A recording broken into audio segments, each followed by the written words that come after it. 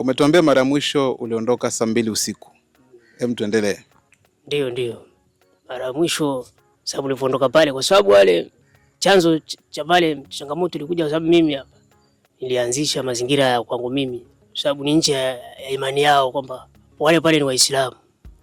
Hawaruhusu masuala ya pombe. Sasa mimi ndio nienda pale ndio nimeshachanganyikiwa, pombe zangu zipo kichwani. Nikaamua pale nitaondoka usiku. Akaniambia unaenda wapi kijana wangu? Usiku ni huu. Sababu walikuwa wanishanilea kama mtoto wao. Nasema basi mimi popote nitakapoenda tajulikana. Nikaondoka nikaenda nikakuta mazingira kama kuna pori. Nikasema kwa usiku huu kwa sababu mimi sijulikani, ngoja kwa leo nilale hapa. Ikabidi nilale pale. Asubuhi ndo nakurupuka, akili ndo zinakuja, bado nimelala hapa.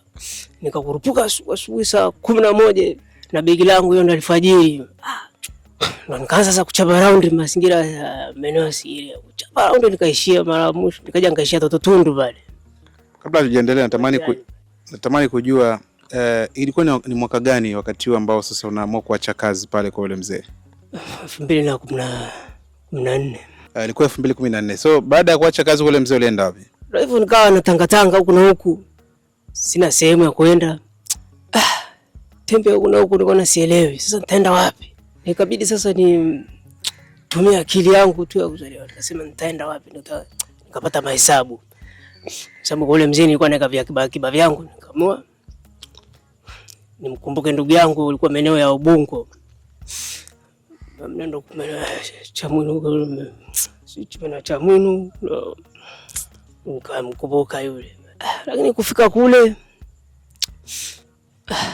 ndugu alivyokuwa ananipokea sababu naye alikuwa na majanga.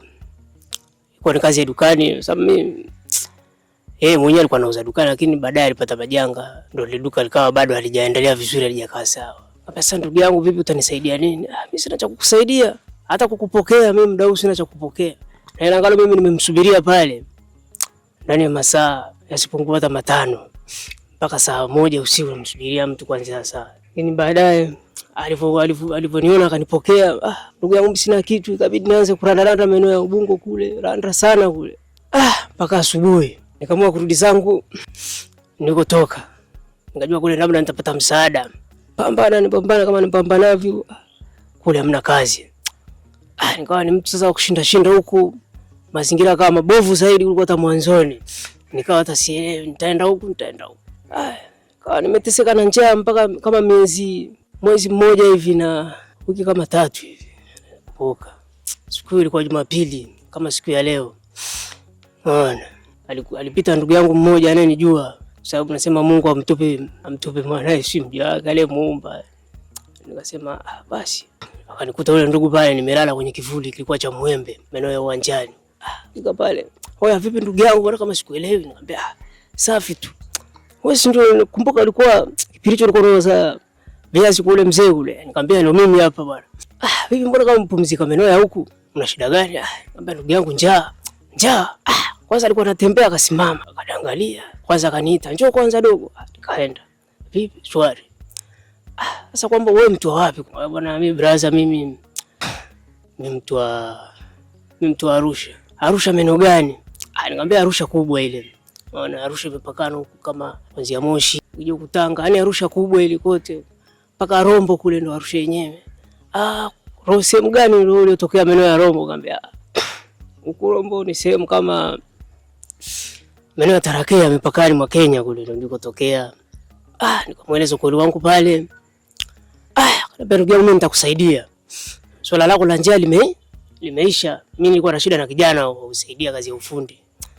Nikamwambia saidia kazi ya ufundi, saidia nini? Nikamwambia basi sawa, mimi nitaangalia kazi yenyewe kwa sababu mimi nilikuwa sio mtu wa kukataa kazi kutokana na mazingira niliyokulia. Baada nikaangalia nikaangalia. Akaniambia mdogo wangu bwana, kwanza wewe cha kufanya kwa sababu umesema una njaa kabla kazi yenyewe.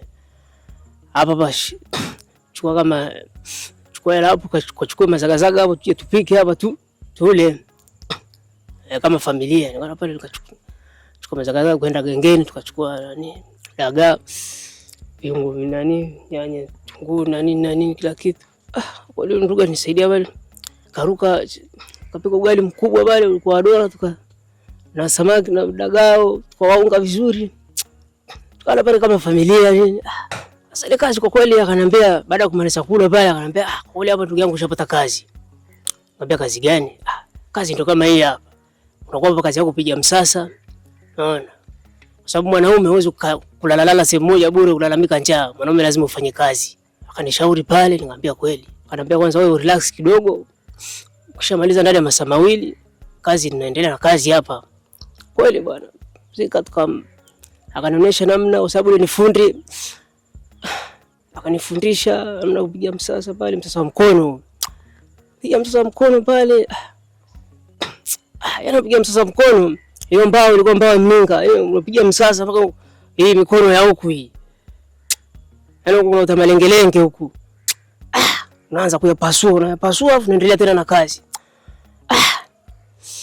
Ndo akaja akanielekeza akaniambia kazi ya ufundi bwana itumii nguvu.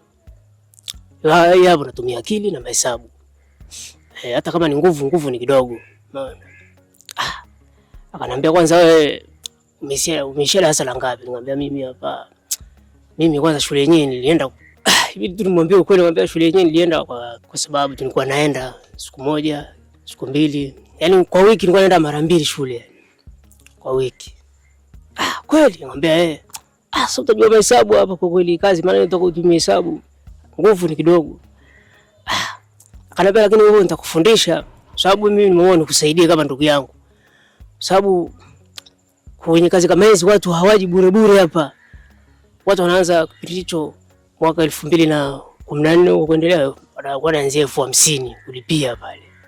Unaona? 50,000 ndio kwa cha kiingilio cha kwanza ili mtu akufundisha ufundi. Na hapo ananiambia umeshatoka VETA, washakufundisha vile VETA ndio nakutoa lakini ndio unakija hapa mimi ndo naanza kukunua kama fundi. Sisi tunaanzia kwa 50,000 yake tumemwona tukusaidie kama sisi hapa. Ngapea kweli ndugu yangu. Basi mimi nitajifunza hivyo nitakachokijua hicho tafanya. Huko nikisaidia na mafundi wengine. Akaniambia basi sawa. Mimi nitakusaidia. Nje jambo nimekaa pale ndani ya miezi 6. Yule akawa ananichukulia sasa kama mwanae, yani kama mwanae pale anaweza kaniagiza huku dukani huku na huku.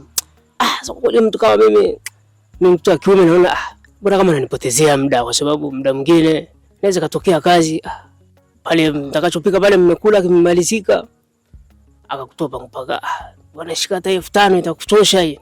Sasa unaangalia kwa hivi mwanaume kama mimi hapa nianze kununua nguo.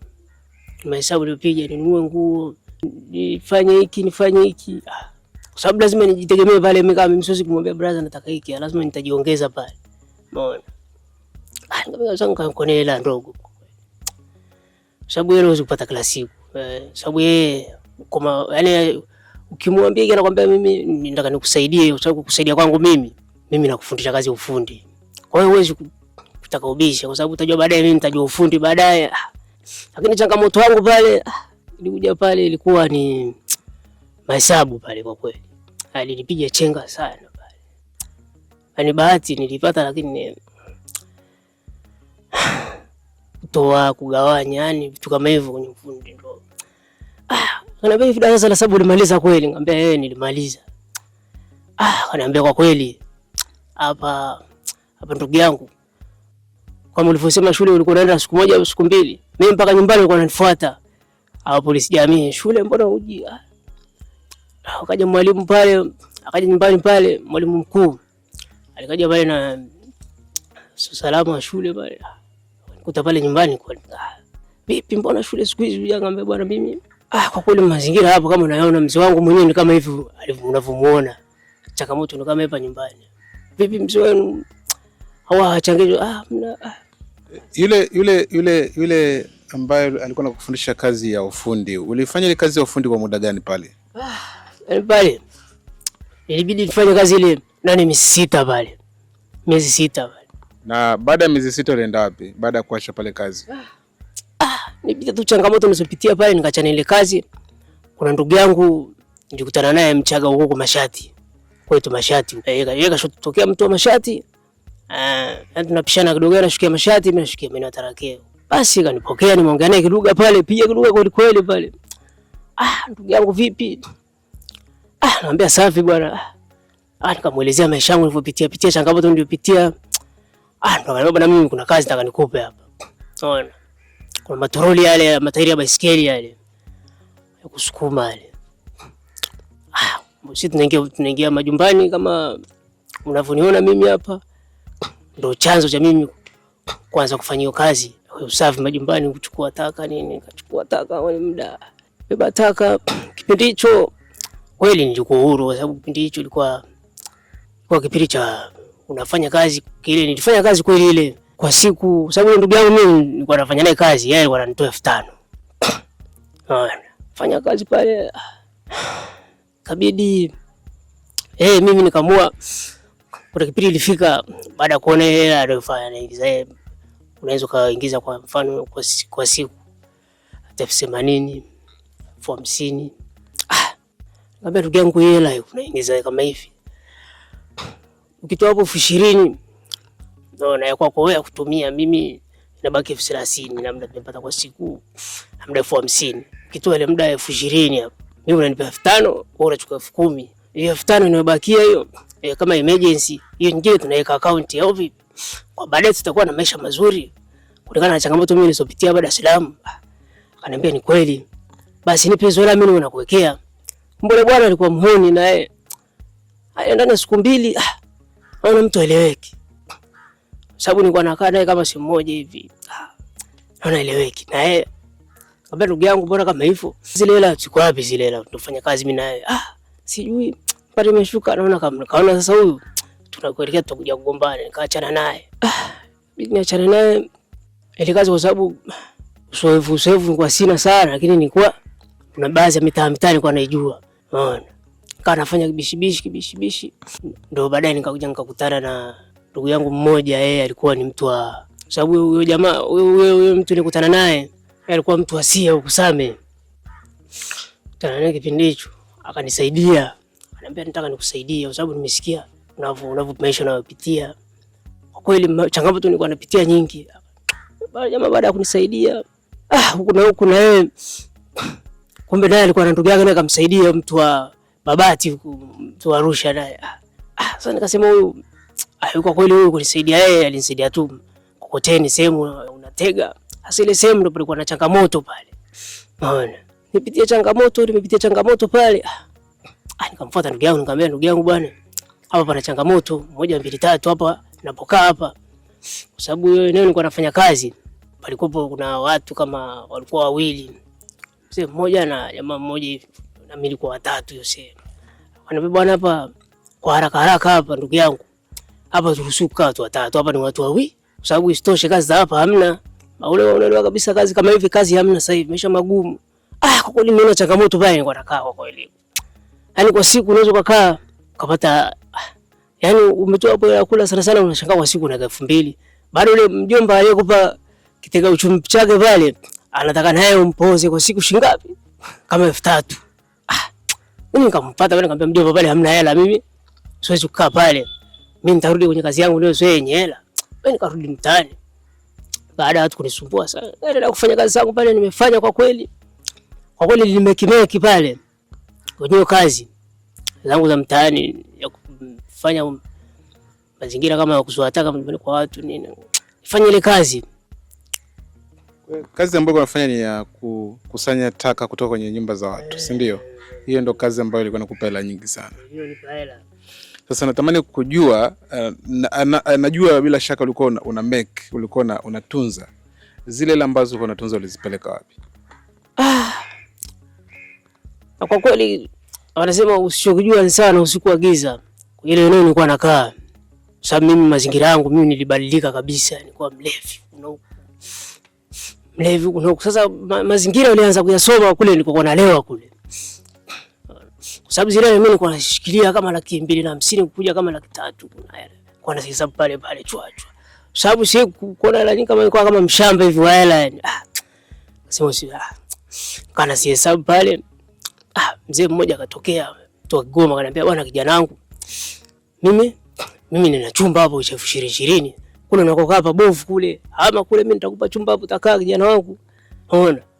Nikamwambia mzee, bwana nipotezee bwana, mimi sio kukaa chumba cha 20,000. Mimi nataka nije nipake chumba chenye hazi. Unaona? Ambapo sehemu na kabla usumbufu nini. Sasa mazingira pale amenibana kwa kweli, sikukaa pale mzee nikamkatalia. Unaona? Basi lala mimi nimesitia mfukoni kana hesabu. Sasa kwamba kuna watu washaona mazingira nilikuwa nakaa kule mabofu. Unaona? Kaja pale na sana alikuja usiku nilikuwa nimeshazima. Unajua tena mlevi ushazima umezima. Yaani zima usiku. Naamka, yaani asubuhi unaamka. Anakuta zile hela hamna. Nikasema kwa kweli hii ni kitu gani? Yaani nimepambana jua kali lote. Basi nitaendelea kupambana kwa sababu sitoshe, wewe nguvu zipo, kila kitu nitapambana. Katoka nje nikatafakari. Kama mwanaume yaani machozi yananilia ndani kwa ndani, lakini ilibidi nijitoe hivyo hivyo. Nilikuwa nafanya kazi huku na huku.